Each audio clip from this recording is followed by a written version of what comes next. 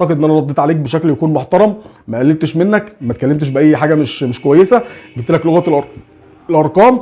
وزي ما قلت لك حتى برغم كل اللعيبه اللي حضرتك ذكرتها دي اللي موجوده في الانديه السعوديه، لعيبه كبيره ولاعيبه محترمه وكل حاجه، بس على ما اعتقد انك لو جبت اي نادي يعجبك عشان يقابل النادي الاهلي المصري، صدقني الموضوع هيبقى صعب جدا على النادي ده اللي هيقابل النادي الاهلي، صعب جدا مهما كان مين النجوم اللي موجودين. ده لو ممكن اتحداك كمان انك تجمع كل اللعيبه الكويسه في الدوري السعودي وتخليهم في فريق واحد وتجيبهم يقابلوا النادي الاهلي المصري، وان شاء الله النادي الاهلي المصري يقدر ان هو يفوز عليهم. وعامه في حاجه ان شاء الله قريب ممكن تحصل، ان شاء الله ممكن الاهلي يقابل الاتحاد السعودي في وسط ملعبه وفي وسط جمهوره وفي قلب ملعبه، وان شاء الله هتشوف ده بعينك، ان شاء الله هتشوف ده فعلي، انه مش كل حاجه بالفلوس، والنادي الاهلي يقدر يفوز على الاتحاد ويقدر يفوز على الهلال ويقدر يفوز على اي فريق ايا كان اسمه، مع كامل تقديري واحترامي لكل الانديه سواء السعوديه او العربيه او الافريقيه.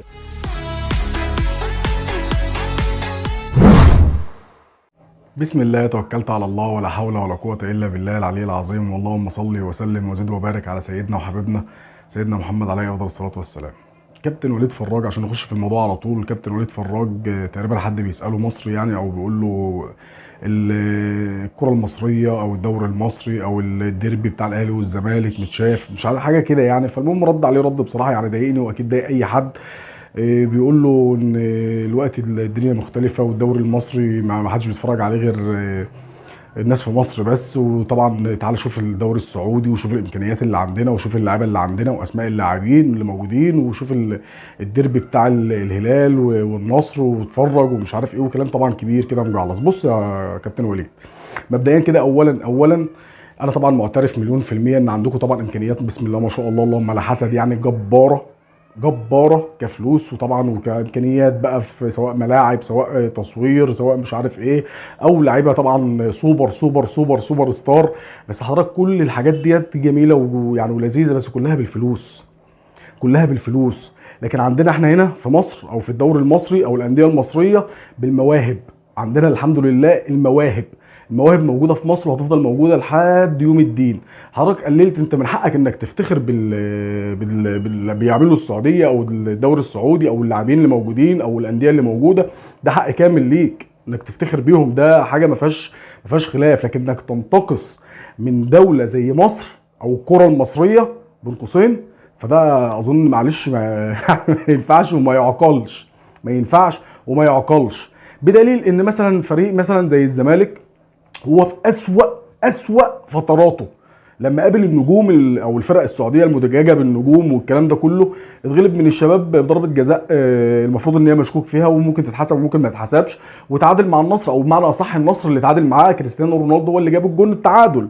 فده متخيل يعني فريق مصر هو بيمر بأسوأ فتره في فتراته عموما نادي الزمالك، وعمل كده مع الفرق المجعلصه والكبيره عندكم طبعا.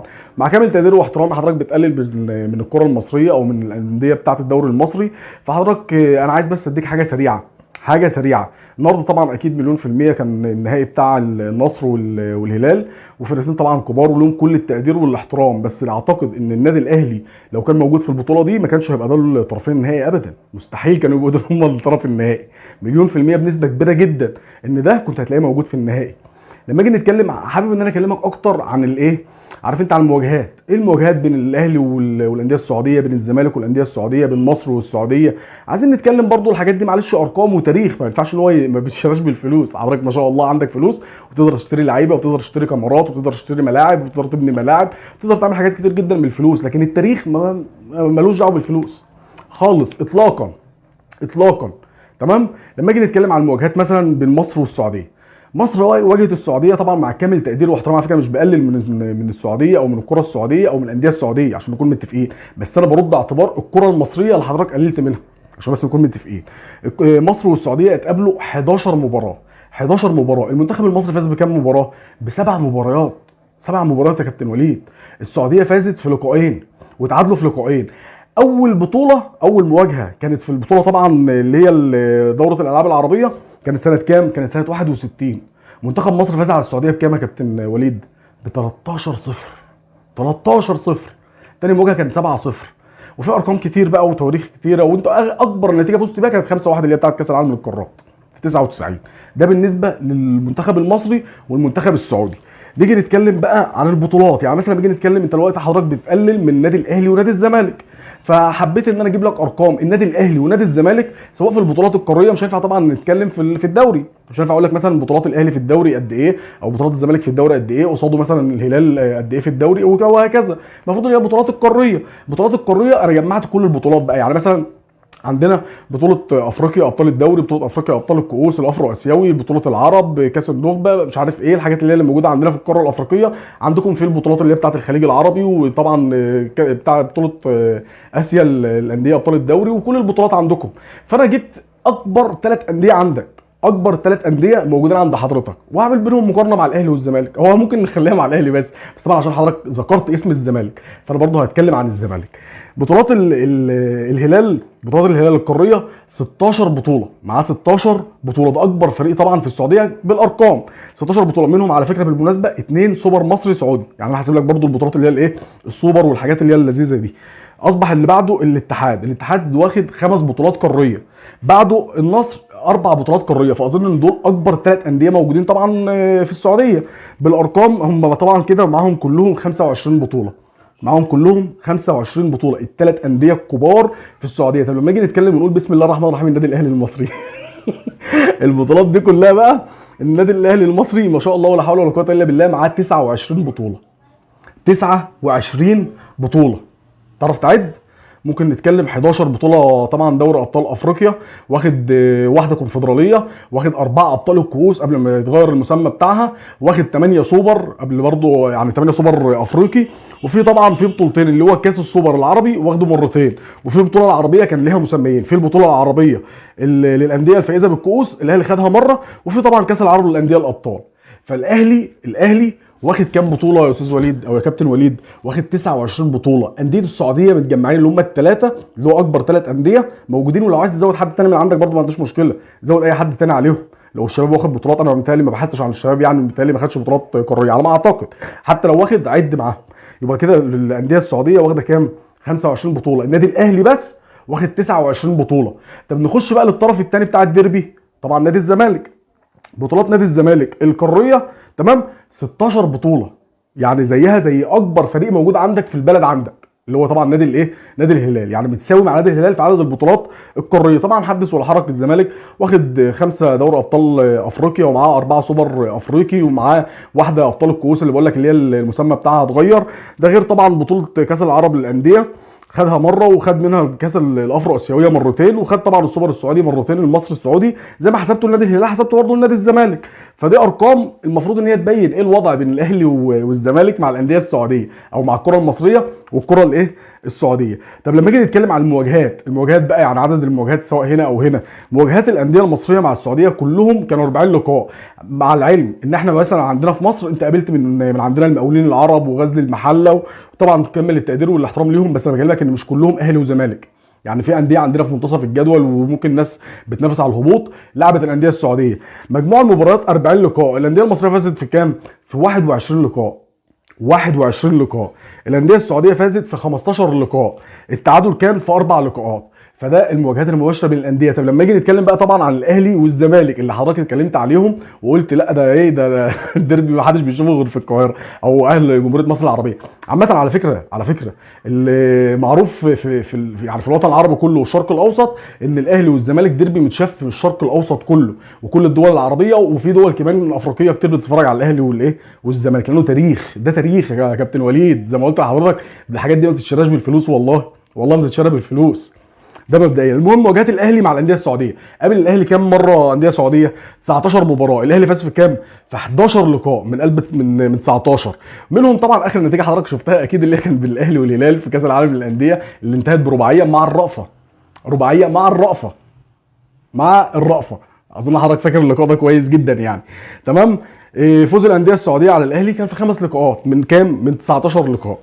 تمام. التعادل كان في ايه؟ في 3 مباريات. ده بالنسبه للنادي الاهلي. طب نيجي للطرف الثاني للكره المصريه، وطبعا نادي الزمالك. مواجهات الزمالك مع الانديه السعوديه كانت في 14 لقاء.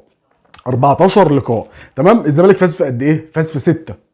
في 6 لقاءات الزمالك قدر يفوز على الانديه السعوديه. واتغلب كام مباراه؟ اتغلب 3 مباريات، منهم المباراه الاخيره بتاعت الشباب السعودي اللي هي طبعا بضربه جزاء زي ما قلت لك ممكن يكون ايه مشكوك في صحتها شويه، وتعادل طبعا كام 5 مباريات. 5 مباريات. يبقى اصبح لو جينا نتكلم ورقه وقلم، ورقه وقلم، الاهلي والزمالك ومنتخب مصر والكره المصريه واي حاجه تخص الكره المصريه هتتفوق بكتير جدا عن الكره السعوديه، مع كامل تقديري واحترامي. انا مش بقلل من الكره السعوديه، انا زي ما قلت لحضرتك انا برد على الكلام اللي حضرتك قلته بيقلل من الكره المصريه. تمام. وزي ما قلت لحضرتك انا بشهد لك انك دلوقتي ممكن الدوري بتاعك طبعا متشاف، لان طبعا انت صرفت فلوس كتيره جدا وجبت لعيبه كتيره جدا ولاعيبه طبعا سوبر ستار من العالم كله، فطبيعي ان يكون الدوري بتاعك يتشاف. لكن مقارنه مع الكره المصريه اعتقد الموضوع هيبقى صعب، لان انا قلت لك احنا عندنا في مصر احنا عندنا كل حاجه زي ما بتقول ايه بالعرق كده، فاهم؟ زي ما انا عرقان كده دلوقتي. عندنا المواهب، يعني ما اعتقد انت مش هتقدر تشتري مواهب للمنتخب السعودي، يعني كل اللعيبه اللي جايه ديت محترفه تقدر تشتريها بالفلوس تلعب للانديه، لكن مش هتقدر تطلع مواهب تلعب للمنتخب السعودي. مع كامل تقديري واحترامي والله مش بقلل ابدا من المنتخب السعودي او من الكره السعوديه او من الانديه السعوديه، بوضح وبزيد وبعيد اهوت كذا مره عشان ما حدش ياخدني في سكه ايه اللي انا ما بحبهاش دايما، وكل واحد بيحاول ان هو يشخصن الموضوع. فزي ما قلت لحضرتك يا كابتن وليد الكره المصريه بخير وهتفضل بخير ان شاء الله. وفي بقى لوم صغير للمسؤولين عن الكره المصريه، للمسؤولين عن الكره المصريه. اظن مفيش اكتر من كده يحصل فينا عشان خاطر تتحركوا، يعني بجد والله. يعني مع كامل تقدير واحترامي زي ما قلت لك للكره السعوديه، لما حد يطلع يتكلم من دوله السعوديه ان هو يتكلم على الكره المصريه وان هو يقلل من الاهلي ويقلل من الزمالك وبيقلل من ديربي الكره المصريه، يبقى عيب قوي، عيب قوي لما بفضل برضه على نفس الحال. يا ريت بقى نشتغل شويه ونطور شويه وعلى قد امكانياتنا، ما عندناش مشكله. زي ما قلت لك احنا عندنا مواهب كتيره جدا، بس ادوهم فرص، ادوا الفرص. والمواهب مش في الكوره بس، مش في لعب الكوره بس، المواهب في كل مكان، في اتحاد الكوره وفي الاعلام وفي كل حته. طلعوا المواهب يا جماعه، طلعوا المواهب، خلونا نتصدر المشهد من تاني. احنا لسه متصدرين وهم يبقى قدامهم سنين كتير جدا، حتى رغم كل الفلوس دي لسه قدامهم سنين كتير جدا عشان يتصدروا المشهد. هو ممكن يتصدر كحاجه كده من بره دلوقتي، الدوري دلوقتي ممكن يتشاف، لكن كارقام وكتاريخ عمره ما هيتصدر المشهد، قدامه سنين كتيره جدا ومش هيحصل. مع كامل تقديري واحترامي والله، لان الكره المصريه هتفضل بخير حتى مهما كان فيها حد بيخرب فيها، مهما كان حد فيها بيحاول ان هو يعمل حاجات طبعا ما تليقش بالكره المصريه. كل ده مش هيغير من الواقع شيء، لكن المفروض ان احنا نشتغل بقى اكتر، نشتغل اكتر ونشوف الجمهور ونرجع جمهور المدرجات، ونحاول ان احنا نراعي ربنا في شغلنا وفي الكره المصريه، نراعي ربنا في شغلنا وفي الكره المصريه. اظن كده كفايه قوي، كفايه قوي. لكن طبعا بالنسبه للكابتن وليد فراج اعتقد ان انا رديت عليك بشكل يكون محترم، ما قللتش منك، ما اتكلمتش باي حاجه مش كويسه، جبت لك لغه الارقام. وزي ما قلت لك حتى برغم كل اللعيبه اللي حضرتك ذكرتها دي اللي موجوده في الانديه السعوديه، لعيبه كبيره ولاعيبه محترمه وكل حاجه، بس على ما اعتقد انك لو جبت اي نادي يعجبك عشان يقابل النادي الاهلي المصري، صدقني الموضوع هيبقى صعب جدا على النادي ده اللي هيقابل النادي الاهلي، صعب جدا مهما كان مين النجوم اللي موجودين. ده لو ممكن اتحداك كمان انك تجمع كل اللعيبه الكويسه في الدوري السعودي وتخليهم في فريق واحد وتجيبهم يقابلوا النادي الاهلي المصري، وان شاء الله النادي الاهلي المصري يقدر ان هو يفوز عليهم. وعامه في حاجه ان شاء الله قريب ممكن تحصل، ان شاء الله ممكن الاهلي يقابل الاتحاد السعودي في وسط ملعبه وفي وسط جمهوره وفي قلب ملعبه، وان شاء الله هتشوف ده بعينك، ان شاء الله هتشوف ده فعلي، انه مش كل حاجه بالفلوس، والنادي الاهلي يقدر يفوز على الاتحاد ويقدر يفوز على الهلال ويقدر يفوز على اي فريق ايا كان اسمه. مع كامل تقديري واحترامي لكل الانديه سواء السعوديه او العربيه او الافريقيه، لكن سيظل النادي الاهلي هو رقم 1 سواء في قاره افريقيا او في الوطن العربي، والزمالك يليه رقم 2. واتمنى ان شاء الله المواجهات اللي جايه تبين الكلام دوت، ويبقى في مواجهات اكتر واكتر بين الانديه المصريه والانديه السعوديه باللعيبه الجديده اللي هي جابتها، عشان حضرتك تتاكد ان مش كل حاجه بالفلوس. شكرا لكم والسلام عليكم ورحمه الله وبركاته.